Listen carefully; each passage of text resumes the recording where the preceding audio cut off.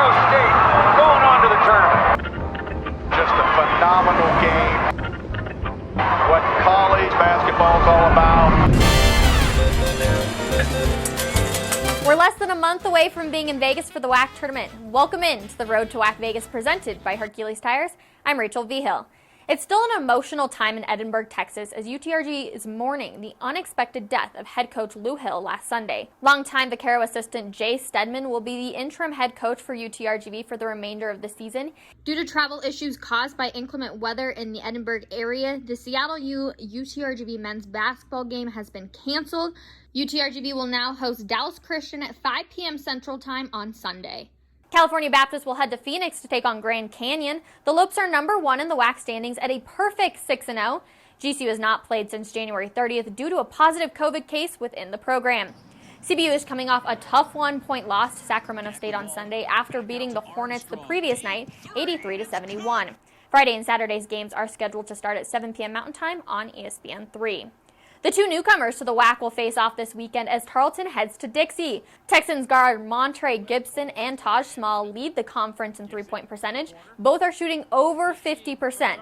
The Trailblazers are coming off a big 93-89 win over rival Utah Valley this weekend. Both games will start at 7 p.m. Mountain Time on the WDN. UVU is making their name heard by having 3 players in the top 5 of points per game, as well as the leading rebounder in the nation in center, Fardas Amack. He is our WAC Ticket Smarter Player of the Week after averaging 19 rebounds in a split against Dixie State. That included a school record 25 rebound performance on Saturday. Despite a rough start to the season for NM State, the Aggies are coming off a 65-58 win against Seattle U. Those games are set for 7 p.m. on Friday and Saturday. We're going to take a quick break, but when we return, we'll talk with Seattle U men's basketball coach Jim Hayford.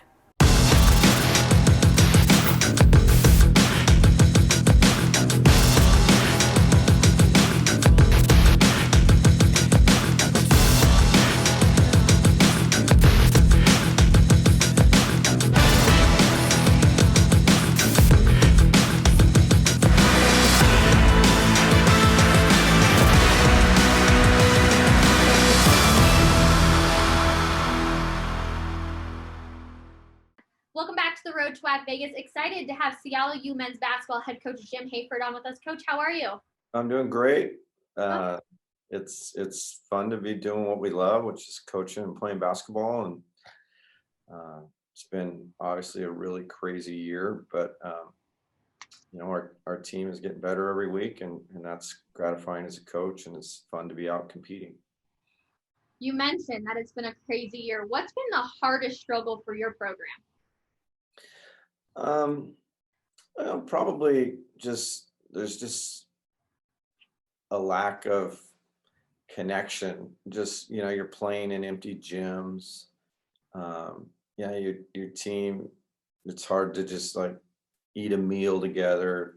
Traveling together is different. Testing 3 times a week, but just all the things that you take for granted or that help build intentionally community on it in a team, around a team. It's just, everything's just really, really different. I was talking with a really good friend of mine who's been a Division I coach, or he's been doing this even longer than me, and he's just like, it's just been the most stressful year I've had. And I thought about it, and I thought, I got to agree with that, because there's just so many things going on that are outside of your control, and then also just trying to lead young men through something that's totally crazy that you've never been through before. Mm-hmm. Looking at this past weekend, you got your first win against New Mexico State since 2018, and then you unfortunately fall on Saturday. What was the difference between the two games? First of all, give New Mexico State their credit that they're due, that when you do beat them, people talk about beating them, right? No one. And so this is, Chris and I came into the conference, Coach Jans and I, 4 years ago. So they've come to Seattle 4 times, and we've been able to beat them twice when they come here. We haven't been able to win in Las Cruces. And so they're the standard by what you want your team to be measured by, because they've been the champions the last 3 years. And so what do I got to do to make my team be able to compete? That's the standard. So first off, lots of credit to them. On Friday night, we we obviously shot the ball real well, and then we out rebounded a great rebounding team in the second half, and kind of gave them a dose of their own medicine. And then they woke up the next day and said, we're gonna go make it a physical game, and they did. And there was a lot less scoring, and they were just tough with us, and we let their lead balloon to like 14, but credit our guys, we had it back to a 1 possession game under the last immediate timeout, and then they hit 2 big shots, executed a really big play that Henry made a 3-pointer, and that was the difference in the game. And they fought to the very end. And so we looked good on Friday night. They looked good on Saturday night. But if you look at scores all around the country, not just within the WAC, Friday night winners are having a hard time also being Saturday night winners. It's just a weird setup, and is another part of a weird year. How can these back-to-back weekend series, help moving forward into WAC Vegas? Well, everything helps, as long as your team is in a growth curve, which means they're coming every day wanting to get better, wanting to improve. In our case, we only have 2 seniors, and we have a whole new bunch of guys. We've got 2 guys who played a lot of WAC basketball before this year, and Riley Grigsby and Aaron Nettles, but everything else is new to them. So, it's a development process, kind of a rebuild year, if you will. Last year we went into Vegas before it got shut down as the 3 seed, and it's a whole new bunch of guys. And so for us, it's like, we're into this process of growing and developing and learning one another and getting better and using this crazy year for what it is. And so, okay, now we go to Rio Grande Valley to play 2 games, really hard travel. Then we'll have Grand Canyon at home, who's undefeated in conference. Like, you just got to keep taking each of these as, hey, this is going to make our team better. What do we got to do so that we follow a scout better, so that we hold a game plan, that we adjust our defense to the strengths of the other team?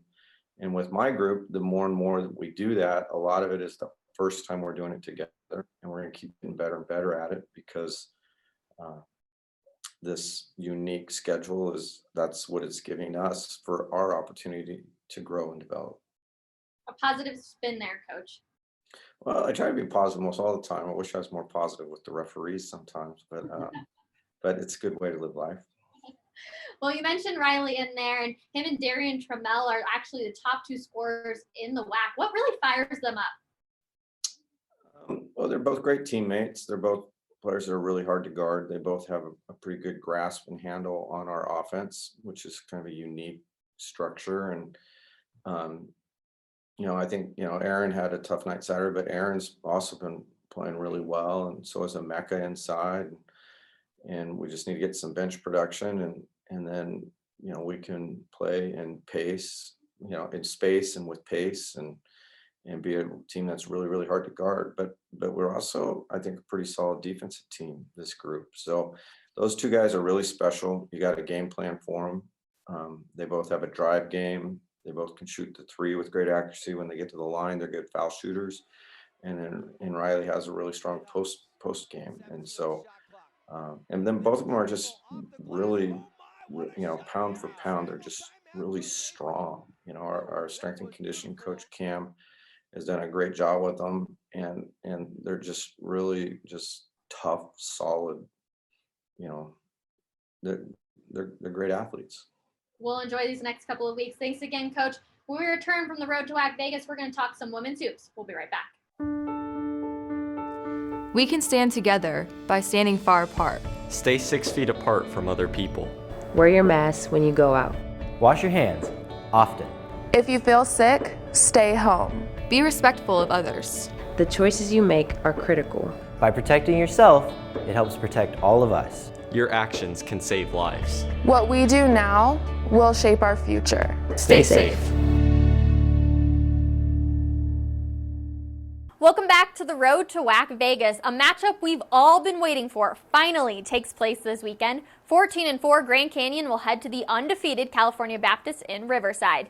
Taking a look at the stats, both teams have players in the top 5 for points per game, field goal percentage, and three-point percentage. Make sure to set your calendars for this one starting at 2 p.m. Pacific time, both Friday and Saturday on the WAC Digital Network. UTRGV will head to Seattle to take on the Red Hawks. The Vaqueros are coming off a tough weekend after playing CBU. Seattle U is coming off a big bounce-back win over New Mexico State. Friday's game is scheduled to start at 2 p.m. Pacific time on ESPN+. New Mexico State will be in Orem this weekend to take on Utah Valley. Both are looking to bounce back after losses on Saturday. The Wolverines have the leading rebounder in the conference with center Josie Williams. Friday's game will tip off at 5:30 p.m. Mountain Time on the WAC Digital Network. Make sure to check out our WAC Twitter page to stay up to date with all the changes. That does it for this episode of The Road to WAC Vegas. We'll be in Vegas in just 3 weeks. We'll see everybody later.